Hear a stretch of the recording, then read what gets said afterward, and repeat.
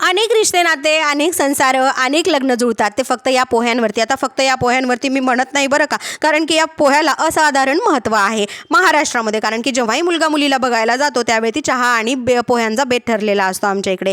आता इथं बघू शकता तुम्ही, भरपूर सारे असे मी पोहे घेतलेले आहेत. ते छान धुवून घेत होते. पहिल्यांदा मला पण हे पोहे भिजवायला जमत नव्हते. मी जेव्हाही भिजवायचे तेव्हा ते माझ्या हाताने असे चिखल होऊन जायचे. पण पिलूचे पप्पा माझ्या आयुष्यात आले आणि त्यांनी सांगितलं की पोहे कसे भिजवायचे. आता तुमच्यासाठी हे फार जुनं असेल, पण मला खरं सांगते लिटरली की मला पोहे अजिबात भिजवता येत नव्हते. मग त्यांनी सांगितलं की पोहे असे 2-3 पाण्याने स्वच्छ धुवायचे असतात आणि जर आपल्याला ते व्यवस्थित त्यातलं पाणी काढता येत नसेल तर ते असं मस्तपैकी फक्त असे धुवून घेतलेले पोहे जे आहेत ते असे चाळणीत ओतून घ्यायचे. म्हणजे जे काही पोहे आहेत ना ते छान असे सुट्टे सुट्टे किंवा मोकळे मोकळे आपल्याला भेटतात. हाय हॅलो नमस्कार, मी सुजाता मगरे स्वागत करते तुमचं यूट्यूबच्या एका मिनी ब्लॉगमध्ये. तर तुम्ही इथे बघू शकता मोठी कढई मी इथे ठेवलेली आहे. त्यामध्ये ना भरपूर सारं तेल टाकलेलं आहे. त्यानंतर मोहरी टाकलेली आहे. तर तेल गरमच झालं नव्हतं त्यामुळे मोहरी काही पटकन तडतडली नाही. पण मी काही अजिबात घाई करणाऱ्यापैकी नाही. बरेच जण असे करतात की मोहरी तडतडली नाही तरी पण मग ते कांदा टाकण्याची घाई करतात किंवा मग जिरा टाकण्याची घाई करतात. पण मला अशी घाई केलेली आवडत नाही.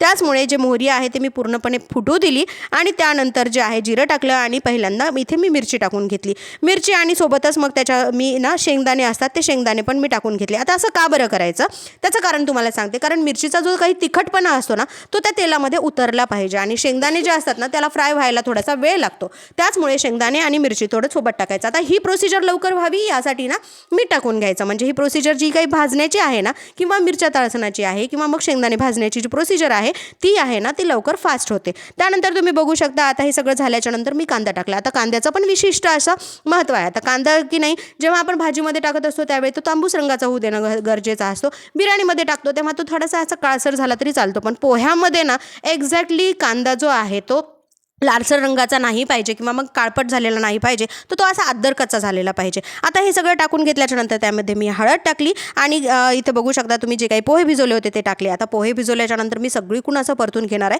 त्यासाठी मी हे पसरट भांडं यासाठी इथे ठेवून घेतलेलं होतं. त्यानंतर म्हणजे तुम्ही बघू शकता किती इझिली मी यामध्ये जे पोहे आहेत ते चांगले फिरवून घेत आहे. आता सगळीकडून हळद वगैरे मीठ मिरची तर लागून झालेली आहे. हे सगळं केल्याच्या नंतर म्हणजे ही प्रोसिजर थोडीशी लेंदी आहे. थोडासा कंटाळा येतो पण नाही करायचा कंटाळा. छान असं फिरवून घेतलेलं आहे. फिरून घेतल्याच्या नंतर यामध्ये मी चक्क पाण्याचा जो आहे तो शिंतोडा मारला. आता तुम्ही म्हणसाल की पोह्यात पाणी का टाकलं, तर याचा अर्थ असा होतो की जेव्हा आपण पाणी टाकल्याच्या नंतर जेव्हा आपण पोहे फ्राय करत असतो त्यानंतर ते असं कडकपणा येत नाही. म्हणजे पहिल्यांदा पाण्याचा शिंतोडा मारायचा, त्यावरती झाकण झाकून ठेवायचं आणि एक्झॅक्टली ना असे सॉफ्ट पोहे इथे तयार होतात. त्यानंतर भरपूर सारी कोथिंबीर जी आहे ती यामध्ये मी टाकलेली आहे. पोहे परतून घेतले, छान सर्व केले. व्हिडिओमध्ये तुम्ही बघितल्याप्रमाणे प्रत्येकाच्या प्लेटमध्ये टाकले. व्हिडिओ कसा वाटला कमेंट सेक्शनमध्ये नक्की सांगा. भेटूया नेक्स्ट व्लॉगमध्ये. बाय.